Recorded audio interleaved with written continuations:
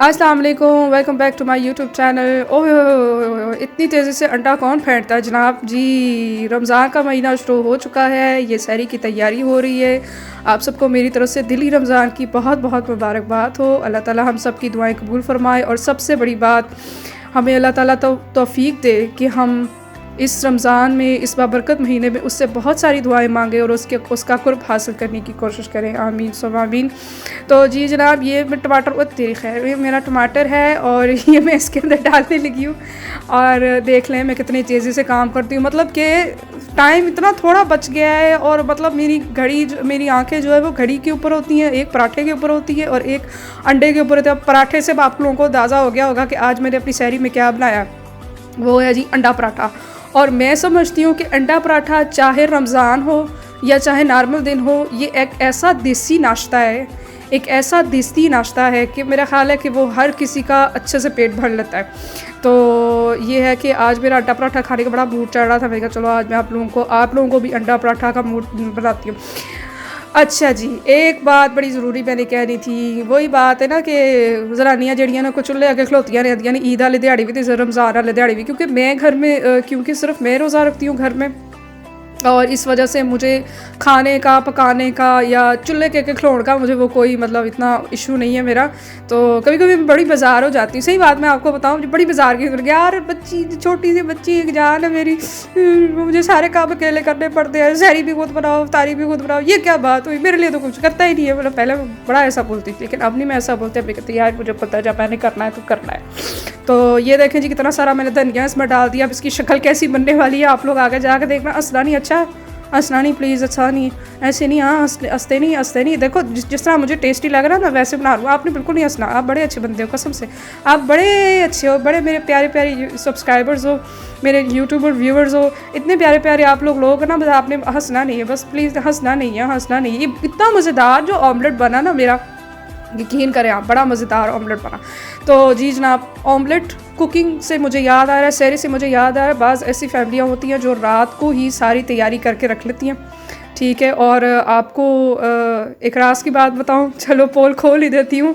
ये मैंने रात को ही अपना अंडे का सालन जो है वो मैंने बना के रख लिया था, और रात को ही मैंने आटा गूँथ के रख लिया था ताकि मैं सुबह उठती और आप लोगों के साथ गप भी मारती, आप लोगों के लिए वीडियो भी अपलोड करती और अपनी सहरी वगैरह भी कर लेती। इसलिए ज़रा मुझे थोड़ी सी मुझे डंडी मारनी पड़ी इस दफ़ा। लेकिन वही बात है कि मैं असल में मेरी आदत है, या मेरा आप ये समझें कि मेरे मूड पे डिपेंड करता है कि मैं जल्दी अगर मैं जल्दी उठ भी जाऊँ तो काफ़ी देर तक मैं बिस्तर में ऐसे ही इधर उधर मतलब करवटें ले रही होती हूँ।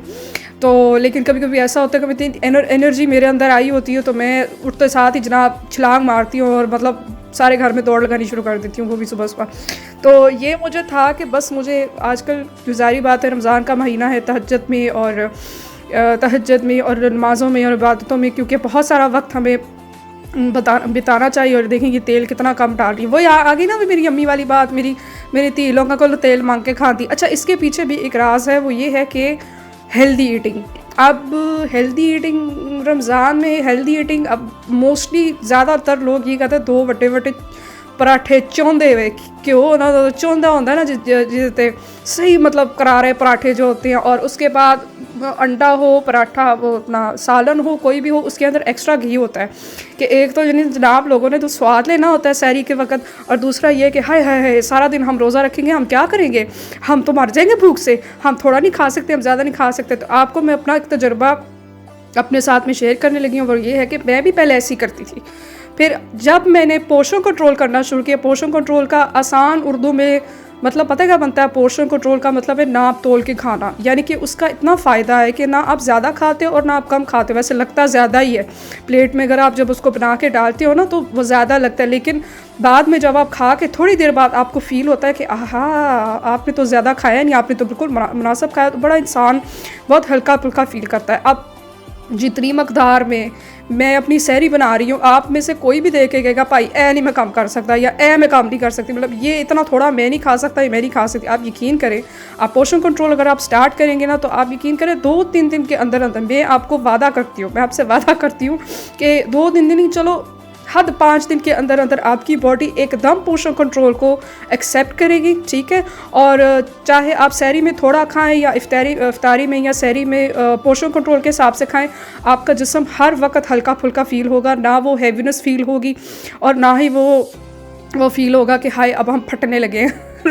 वो जो कभी कभी फ़नी सी तस्वीरें नहीं आती जिसमें एक बंदा होता है, उसने बहुत सारा खाया होता है और वो लेटा होता है, उसका पेट बाहर निकला होता है और ऊपर लिखा होता है इफ्तारी के नुकसान। मतलब इस तरह का ऐसा कोई फीलिंग नहीं आती वाकई। मतलब मैं अल्लाह के फजल से अब ये आज हमारा तीसरा दिन है रमज़ान का, तीसरा भी नहीं है, चौथा भी नहीं, पाँचवा है, एक हफ्ता होने वाला है अब तो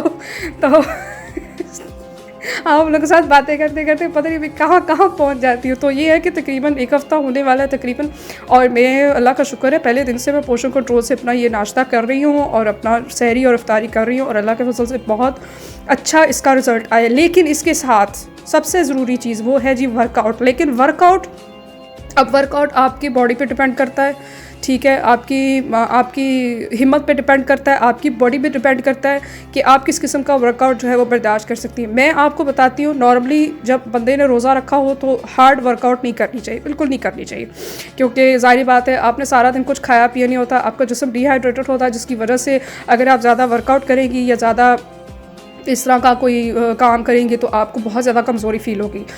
सबसे ज़्यादा और सबसे मुफीद चीज़ आप क्या कर सकती हैं, आप कर सकती हैं वॉक, और वो भी हल्की फुल्की।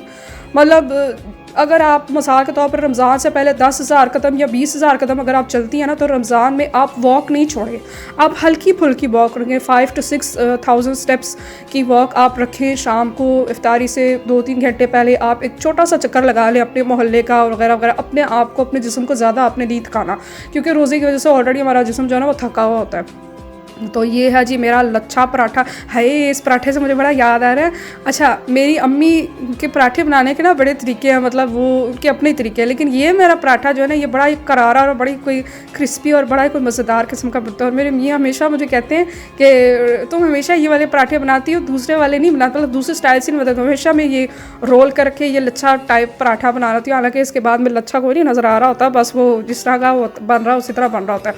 अब आप देखें ये छोटी सी रोटी है और इससे मेरा कैसे गुजारा होगा, वही मैंने आपको बात बताई है कि पोषण कंट्रोल जो है वो उसमें ये होता है कि आपने नाप तोल के खाना होता है, और कार्ब्स यानी कि खून हटकाट वो आपने कोशिश करनी है कि आप वो कम से कम खाएं, क्योंकि खून हटकाटे की वजह से ही ज़्यादा जिस्म में जो है वो फैट पैदा होती है। और ये देखिए कितना थोड़ा मैंने इसके ऊपर तेल लगाया, मतलब बिल्कुल तेल है ही नहीं।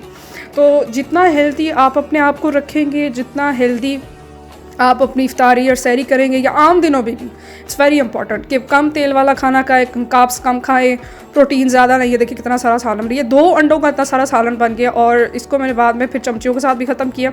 आप ये है कि आपने ख़ुद देखना है कि आपकी बॉडी को किस चीज़ की ज़रूरत है, कि आप क्या खा रहे हैं और क्या नहीं खा रहे। और ये है कि fruit is very important. I think fruit के बगैर तो मैं समझती हूँ कि मेरा तो दिन, मेरी तो रात, मेरा दिन का चैन, मेरी रात की बेचैनी, मतलब कुछ भी नहीं, फ्रूट के बगैर तो मैं रह ही नहीं सकती ना।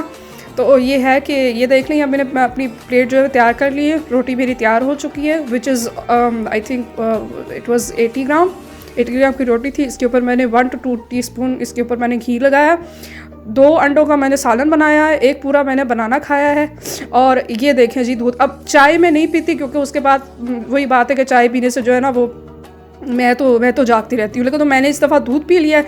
तो ये रही जी मेरी सहरी तैयार। मुझे उम्मीद है कि आप लोगों को मेरी वीडियो बहुत अच्छी लगी होगी। Thanks for watching. अल्लाह हाफिज़। अपना बहुत सारा ख्याल रखिएगा।